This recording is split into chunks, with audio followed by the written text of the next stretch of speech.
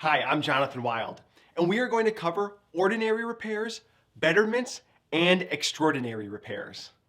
For plant assets to be used for many years, they need to be kept in good working condition by making repairs and improvements. In accounting, we have to decide whether to immediately expense these costs or to capitalize them. This depends on whether the costs are considered ordinary repairs, betterments, or extraordinary repairs. So first, ordinary repairs are costs to keep a plant asset in good working condition and do not increase its useful life or improve its productivity or efficiency.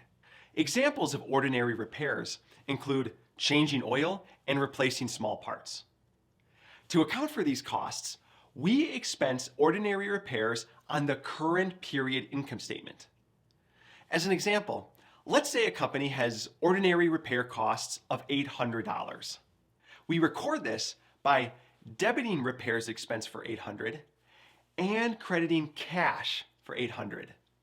Next, betterments are different than ordinary repairs because they improve an asset's efficiency and productivity.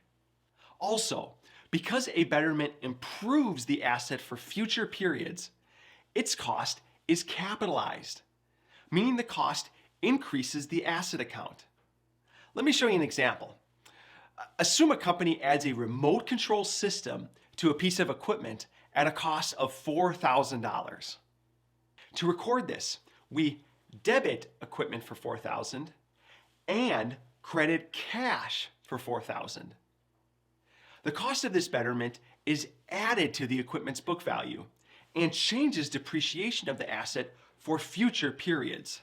Last, extraordinary repairs are unique in that they increase the plant asset's estimated useful life. For example, an extraordinary repair could extend an asset's estimated life from 5 years to, say, 7 years.